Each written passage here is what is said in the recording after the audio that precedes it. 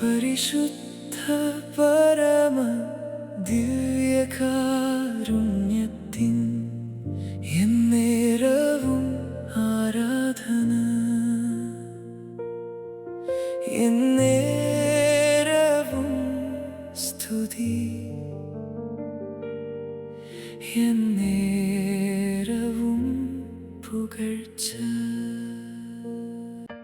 ഈശോ ഒത്തിരി സ്നേഹിക്കുന്ന സഹോദരി സഹോദരന്മാരെ, ഇന്ന് ഈ ആരാധനയുടെ മുമ്പിൽ നമ്മളായിരിക്കുമ്പോൾ നമ്മോടുള്ള സ്നേഹത്തെ പ്രതി മാത്രമാണ് അവിടുന്ന് ഒരു ഗോതമ്പപ്പത്തിൻ്റെ രൂപത്തിൽ നമ്മുടെ മുമ്പിൽ ആഗതനായിരിക്കുക. നമ്മുടെ പാപങ്ങൾക്ക് പരിഹാരമായി കുരിശിലേറിയതും ചമ്മട്ടി കൊണ്ട് അടിക്കപ്പെട്ടതും മുറിവേറ്റതും കുന്തം കൊണ്ട് കുത്തേറ്റതും എല്ലാം നമ്മോടുള്ള സ്നേഹത്തെ പ്രതി കൊണ്ട് മാത്രമാണ്. ഇന്ന് ഈ ഓഗസ്റ്റ് 2-ാം തീയതി അങ്ങയുടെ മുമ്പിൽ ഞങ്ങളായിരിക്കുമ്പോൾ പ്രത്യേകമായിട്ട് നമുക്ക് നമ്മളെ തന്നെ പൂർണ്ണമായിട്ട് സമർപ്പിക്കാം. പരിശുദ്ധ അമ്മയുടെ സ്വർഗാരോഹണ തിരുനാളിന് വേണ്ടി ഒരുങ്ങിക്കൊണ്ടിരിക്കുമ്പോൾ നമുക്കും ആത്മാർത്ഥമായിട്ട് പ്രാർത്ഥിക്കാം.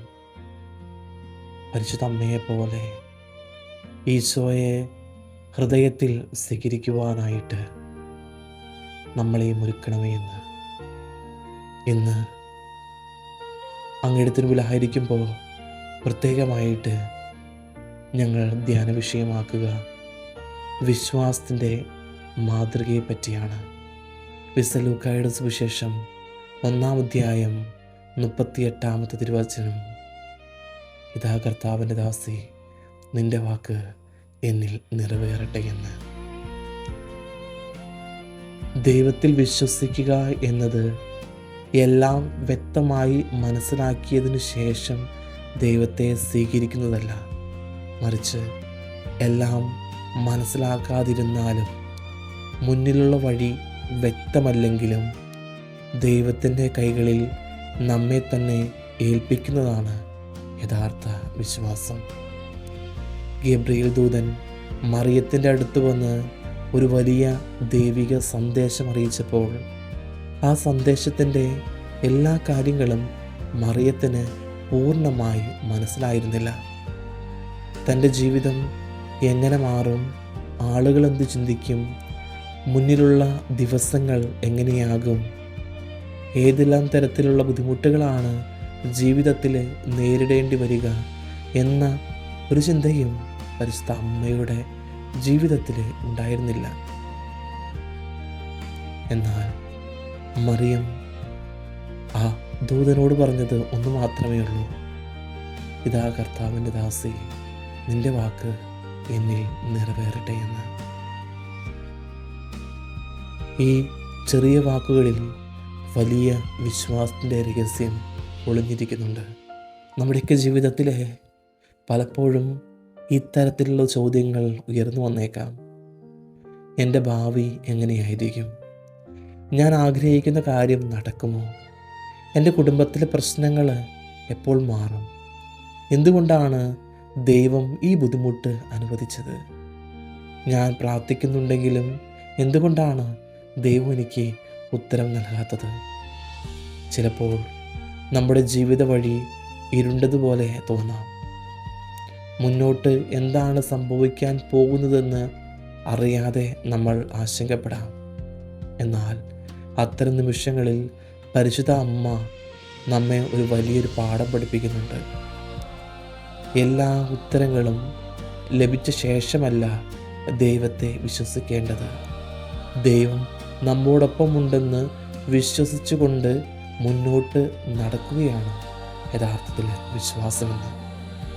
മറിയത്തിൻ്റെ ജീവിതം എപ്പോഴും എളുപ്പമായിരുന്നില്ല. ദൈവത്തിൻ്റെ ഇഷ്ടം സ്വീകരിച്ചതിന് ശേഷം അവളുടെ ജീവിതത്തിൽ വെല്ലുവിളികൾ അവസാനിച്ചിട്ടില്ല. മറിച്ച് പുതിയ അനുഭവങ്ങളും പരീക്ഷണങ്ങളും അവളെ തേടിയെത്തുകയായിരുന്നു. യേശുവിൻ്റെ ജനന സമയത്ത് താമസിക്കാൻ അനുയോജ്യമായ ഒരു ഇടം ലഭിച്ചില്ല. പിന്നീട് കുഞ്ഞായ യേശുവിനെ സംരക്ഷിക്കുവാൻ ദൂരങ്ങളിലേക്ക് പോകേണ്ടി വന്നു. യേശുവിൻ്റെ ജീവിതത്തിലുടനീളം പല കാര്യങ്ങളും മറിയത്തിന് മനസ്സിലാക്കാതെ പോയി. എങ്കിലും അവൾ ദൈവത്തെ ഉപേക്ഷിച്ചില്ല. വിശുദ്ധ ഗ്രന്ഥം പറഞ്ഞു വയ്ക്കുന്നത് പോലെ അവളെല്ലാം ഹൃദയത്തിൽ സംഗ്രഹിച്ചു എന്ന്. നമ്മുടെ ജീവിതത്തിലും ചില കാര്യങ്ങൾക്ക് ഇന്ന് ഉത്തരം ലഭിക്കണമെന്നില്ല. എന്നാൽ എല്ലാ കാര്യങ്ങളിലും അർത്ഥം ഇപ്പോൾ തന്നെ മനസ്സിലാകണമെന്നില്ല. ചിലപ്പോൾ കാലം കടന്നു പോകുമ്പോഴാണ് ദൈവം നമ്മെ നയിച്ച വഴിയിലൂടെ ആ വഴിയുടെ അർത്ഥമെന്തെന്ന് നമുക്ക് മനസ്സിലാക്കുവാനായിട്ട് സാധിക്കുക.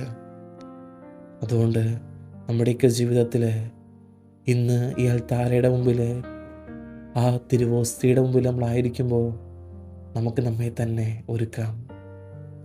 നമ്മുടെ വിശ്വാസം ആഴമായ ഒരു ജീവിതത്തിലേക്ക് ആകാനായിട്ട്, നമ്മുടെ വിശ്വാസത്തിൽ അടിയുറച്ച് മുന്നോട്ട് പോകുവാനായിട്ട്, വിശ്വാസത്തോടെ ദൈവത്തിൻ്റെ കരം പിടിക്കുവാനായിട്ട്, എത്ര ദൂരെയായിരുന്നാലും കർത്താവിനെ തള്ളിക്കളയാതെ പ്രലോഭനങ്ങളിലും പരീക്ഷണങ്ങളിലും കഷ്ടപ്പാടിലും കർത്താവിൽ മാത്രം ആശ്രയിക്കുവാനുള്ള വിശ്വാസം എനിക്ക് നൽകണമേ എന്ന് നമുക്കും പ്രാർത്ഥിക്കാം.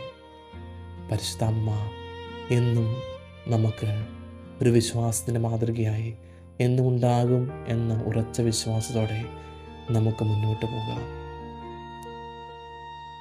ഈ നിമിഷം നമുക്കും നമ്മുടെ ശിരസ്സുകൾ ഈ അൾത്താരയിലായിരിക്കുന്ന യേശുക്രിസ്തുവിന് തിരുമുമ്പിൽ നമുക്ക് കുമ്പിടാം. പരിശുദ്ധ പരമ ദിവ്യകാരുണ്യത്തിൻ